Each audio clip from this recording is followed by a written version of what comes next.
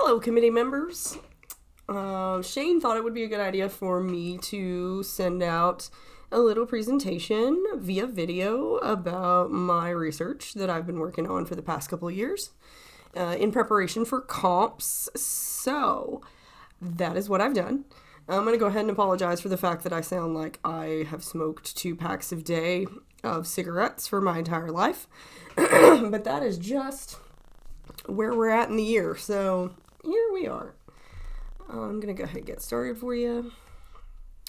Okay, so I'm going to give you a quick rundown of the problem of argumentation, a little bit of the theory that I've been reading, and I do mean a little bit. There's a lot more, but I would never do that to you. So, just a little bit. Trends in teaching argumentation that I've been studying, some of my readings on teacher prep, and some thoughts I have about my dissertation proposal as it is now in progress. So, the problem at hand is that, students can't argue. Neither can adults. Yeah, that's it. That's the major problem. So, generally, we all are aware that civic dialogue is at an all-time low for being A, sensible, B, full of critical thinking, and C, cordial. I'm mostly interested in addressing those first 2 things because I don't know how to make people be nice, but I think I can help them think critically and not be nonsensical. So a lot of my research tells me what I already knew as an educator, that students cannot find, evaluate, or use evidence to make points. And sometimes they can do one of those things, but not the others. The readings that I've listed later will bear me out on that, I believe. So there are a lot of roadblocks to achievement that require argumentation skills. For example, the gosh darn SAT. Every AP test. I was in an AP US history class doing an observation just today, and one of the big standards that they have to work on is argumentation. So, the next generation science standards have argumentation in them. A lot of high stakes things that will be roadblocks to our students as they're trying to achieve in life do have at least a small focus on argumentation. The bigger problem is that teachers are really not prepared necessarily to incorporate those skills in their classroom. I'm of the opinion that we should be bringing, argumentation skills into the curriculum broadly. And a lot of teachers do not feel prepared to do so for whatever reason, which we'll talk a bit more about later. And then another thing that's a problem, but not exactly a problem, is that science has pretty much taken ownership of the teaching of argumentation. It does pop up as a standard in a few other places. There's some ELA standards that mention it, and as I said a second ago, there's, at least for higher level social studies, there's some standards that mention it, but mostly science has sort of taken the lead. A lot of the research that I've done on best practices in teaching argumentation skills has come out of the field of science. Because a big emphasis was placed on it there, and because science tends to do a lot of problem-solving based learning, which, is a thing that argumentation lends itself to very nicely. So it's not necessarily a problem that science has done so much with it, but it is a problem that pretty much most of the research I've read has been situated in science, and I feel that it also has a place in other disciplines and should be extended to other disciplines. I'm going to focus particularly on social studies because social studies is one of my great loves. I am a history nerd, and I would have taught that instead of Spanish if I'd had enough credits to get certified in it, but I did not. I think social studies, particularly given the study of government and civics, is a good place for this sort of thing to be incorporated. So I'll give you a brief rundown of some of the research I've been reading in terms of theory. Pretty much all my theory has been argumentation theory, what argumentation is, what it's supposed to be, best ways to do it, best ways to teach people to do it if you're trying to get them to a certain point. We'll start with Tolman. 1958, he wrote a book called The Uses of Argument, and then it was republished in 2003 in a revised version. So he had a great deal to say about what the purpose of argument is, and also the format of how argument should go. So, in terms of him, the biggest takeaway is his model of how to create a good argument, which is probably most salient for education out of all the things he talked about, because a lot of the studies that I've read use his model as the scaffolding for their studies, for their students, and they also use it a lot as an evaluation tool to determine whether or not the students are exhibiting the skills of argumentation. We'll get into that a little bit more later. And then there was Habermas, 1984. So the Dutch had the pragma dialectical approach, which is a little less about the format and a little more about just creating good conversations, basically. And then argumentation as method, that was Enninger. He started that in 1958. Some more stuff that I have on my reading list was published in 1970. And then I also have been reading some things about all the ways that argumentation can go wrong. And so I did a couple of articles by Shannara Reed-Brinkley, 2012, 2019. She basically looks at competitive debate with a critical lens, particularly as pertains to race and socioeconomic status, and the ways that we do competitive debate that may actually be harmful to students.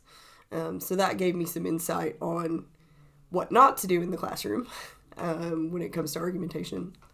And then another person who's very much in that, seminal work sort of category is Deanna Kuhn. The two articles that I put in my references for this presentation are from 2018 and 2019. But she's very interested in debate and argumentation as a dialogue. And about ways to foster critical thinking skills through discourse. And that is just the tiniest little taste. There's a ton more theory, but those are the ones that have more or less informed my way of thinking. So some of my reading has focused on trends in argumentation education. Been seeking out best practices and new and innovative practices. So one thing that I've learned, as I mentioned before, is that everybody loves Tolman. That guy is everywhere. So what you see to the right of the screen is the Tolman model of how you format an argument. So that whole, claim, warrant, backing, all of that has been used a lot in most of the studies that I've read, where people were trying to gauge the quality of student argument as just a framework, both for scaffolding and direct instruction, and then also rubrics. So many rubrics have been made based upon that model to evaluate student argumentation. There's been a lot of research expanding on this as well, and also some pushback on this model. But because it is so straightforward, educators have grabbed onto this and run with it in a lot of different disciplines. I've also been doing a great deal of reading about the idea of arguing for consensus as opposed to arguing for competition. The idea floating around in the research space is that you will get different quality argumentation if you give the students the goal of coming to a consensus as opposed to persuading the opponent. That, you'll get fewer disingenuous arguments, that you'll get fewer arguments that are just pure strategy, that it becomes more like an open dialogue once you take the competition aspect out of it, which I think has interesting implications for classroom practice.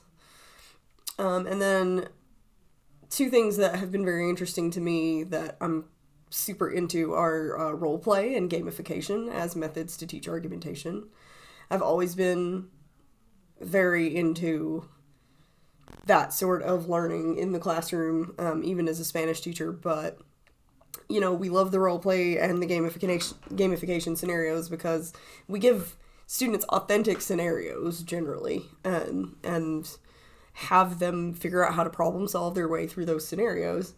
And that is great because they get to, work on their persuasion and critical thinking and problem solving skills, but also it tends to bring increased buy-in for the students in the activities. The students get to take ownership of the activities, which research shows me is a good thing. So, all that is well and good. We know that cool things are happening in argumentation teaching. They're definitely out there.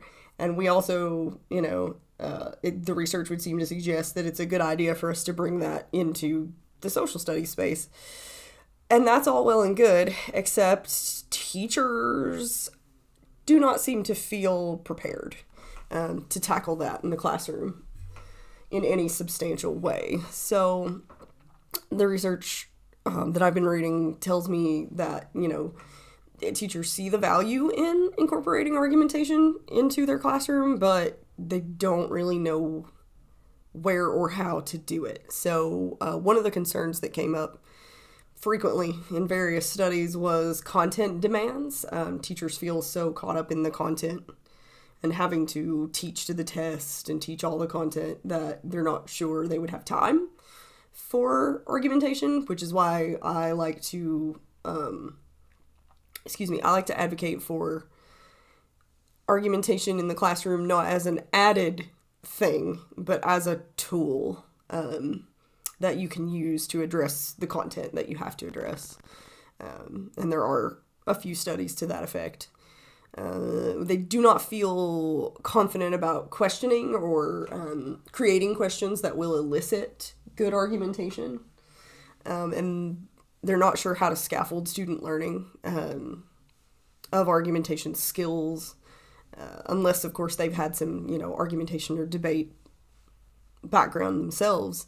And then another thing that student teachers tend to report not being super comfy with is the evaluation part of argumentation, like deciding, how well a student has done and where their skills are and where they need to go next.